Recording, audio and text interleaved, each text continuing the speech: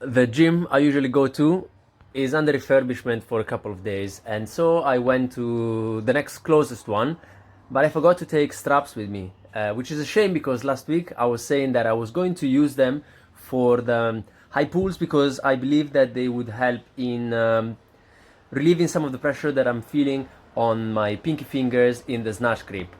So I ended up trying with a thumbless grip, and that worked fine for the 40 kilos. I'm noticing that maybe they weren't as close to the chest as I would like, but at the same time I'm trying not to keep my elbows too far behind my back, just not to upset it too much. So the 40 kilos were okay, but as I approached and did 2 sets with 50 on the first one, it was kind of slipping out, so I had to readjust a couple of times. This is the one that I'm talking about.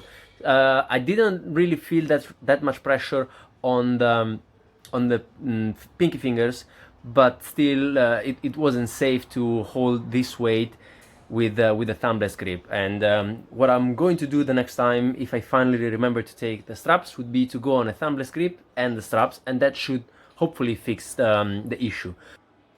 Looking at technique, despite the few adjustments that I had to go through, it felt alright. I was trying to keep the bar closer to the chest just to be able to exert power in an efficient way and really squeeze through the posterior chain and then lower slowly as I'm controlling the reps back up. And the superset was onto some neutral grip pull-ups. The first set I went up to 12 and I was feeling pretty good. I was going into the pull-ups almost immediately after the high pulls and taking long rests, like 3 or 4 minutes in between the supersets. But the second set of the pull-ups was a bit in a fatigue state, and they weren't looking as pretty. This is the third set, and I got a few more. In here I could see that, yeah, I'm initiating the movement all right. Maybe I could do a better job at getting into a rhythmic pace and repping in and out without losing any efficiency. And last week I was unable to do hip thrusts. I noticed that this place has a hip thrust machine and I've never used one of these, so I wanted to try this out. And it is really nice. So I put up an extra 50 kilos, so that overall combined with the initial resistance made it at about 73 kilos, which is just below my body weight here. And this is slightly different to what I'm used to, but it felt really good. Like I was really able to isolate the movement really well, and I believe that this is exactly why they are coming up with these machines. It was really nice. I really enjoyed it.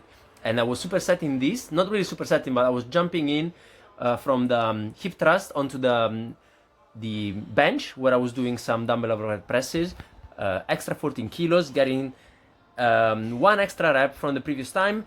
And this first set was really good because I was able to go up to 9 reps and not really feeling any discomfort, but feeling the shoulders fatiguing, which is what I want to do. So maybe there was a bit of an improvement made in this one. So I went for another set of these hip thrust, and the padding is quite thick, so it definitely makes it easier for the setup because you only need to slide in and you're ready to go.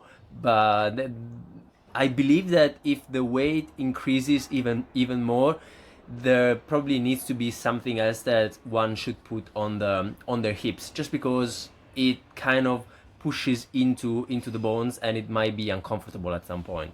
And finishing off with another set here. The second rep of this set was probably the toughest one that I've done. I don't know, maybe I wasn't really getting into a proper movement pattern, but I was able to recover from that and do a few more reps. This was very fatiguing and I didn't feel pain whatsoever, so that's great. Ciao.